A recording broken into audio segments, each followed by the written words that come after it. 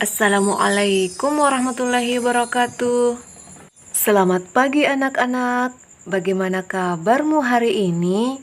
Semoga sehat selalu dan tetap semangat belajar di rumah.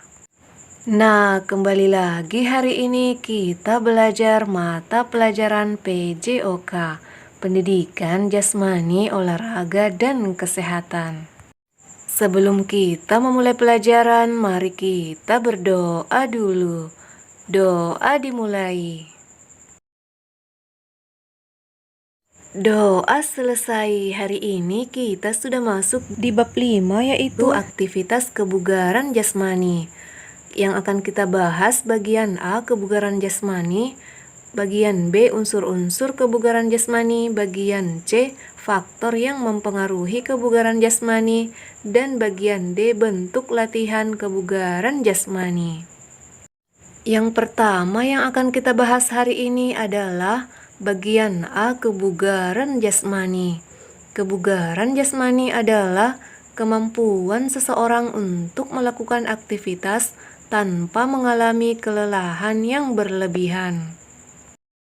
Nah, sekarang kita masuk di bagian 1, yaitu unsur-unsur kebugaran jasmani. Setiap orang memiliki tingkat kebugaran jasmani yang berbeda-beda. Kebugaran jasmani dapat dilatih melalui serangkaian latihan kebugaran. Adapun yang termasuk unsur-unsur kebugaran jasmani yaitu kekuatan atau strength, kelenturan, flexibility, kecepatan atau speed, keseimbangan, balance, daya tahan, endurance, dan kelincahan atau agility. Nah, apa sih faktor-faktor yang mempengaruhi kebugaran jasmani?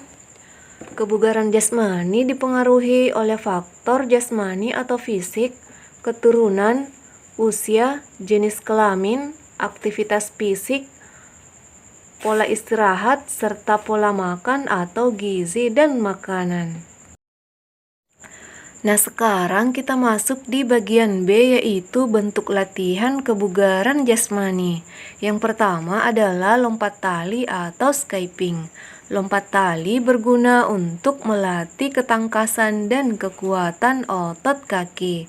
Yuk kita lihat praktik lompat tali atau skipping berikut ini. Berikut ini adalah contoh lompat tali.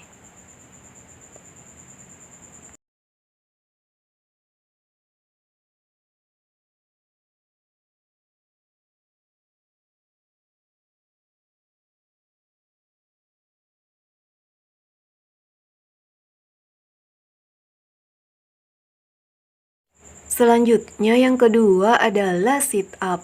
Manfaat sit up adalah memperbaiki postur tubuh, membakar kalori, menjaga kesehatan otot, memperbaiki keseimbangan tubuh, dan melancarkan peredaran darah. Yuk kita lihat praktik sit up berikut ini. Perhatikan gerakan sit up pada gambar di atas.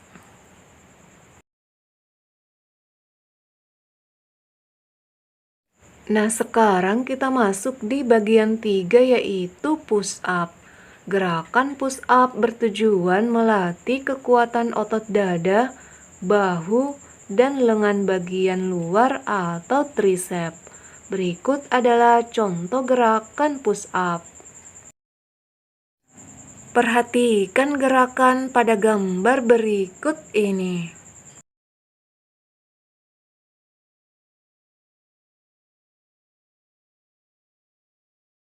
Selanjutnya kita masuk di bagian 4, yaitu back up. Gerakan back up berguna melatih kekuatan otot punggung, otot pinggang, dan kekuatan otot perut bagian bawah. Berikut adalah contoh gerakan back up. Perhatikan gerakannya pada gambar di atas. Selanjutnya yang kelima adalah lari cepat. Lari cepat atau sprint dilakukan dalam jarak pendek. Posisi start pada lari cepat adalah start jongkok. Yang keenam adalah lari bolak-balik.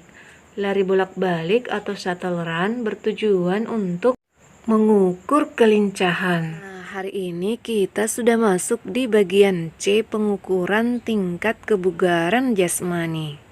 Apa pentingnya mengukur kebugaran jasmani? Dengan mengukur kebugaran jasmani, kamu mengetahui kondisi tubuhmu, apakah bugar atau sakit.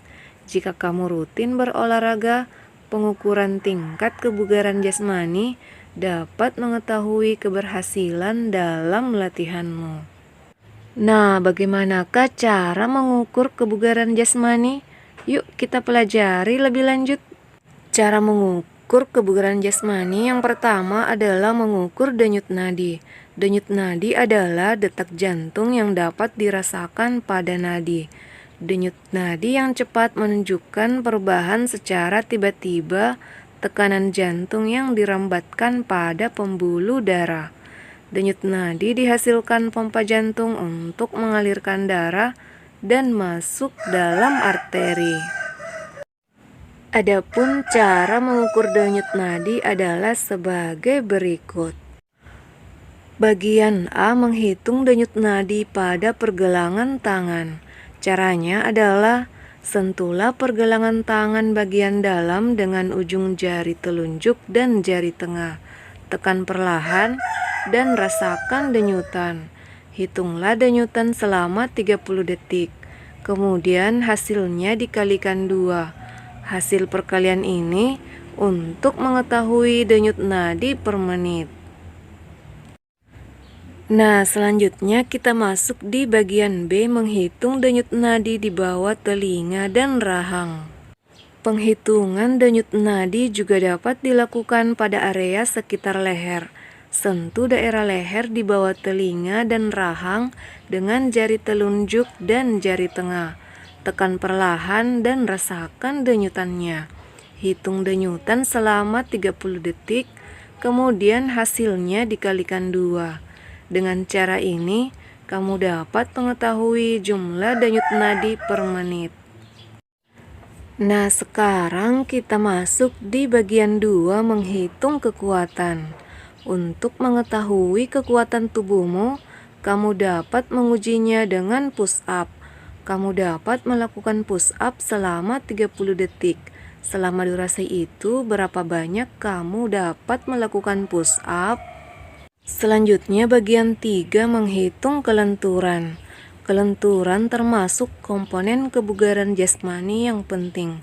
Memiliki kelenturan tubuh yang baik sangat menunjang dalam beraktivitas fisik. Kamu juga dapat terhindar dari resiko cedera. Ada beberapa cara mengukur kelenturan tubuh, yaitu bagian A, gerakan mencium lutut dalam posisi berdiri. Gerakan ini untuk mengetahui kelenturan otot punggung dan pinggang.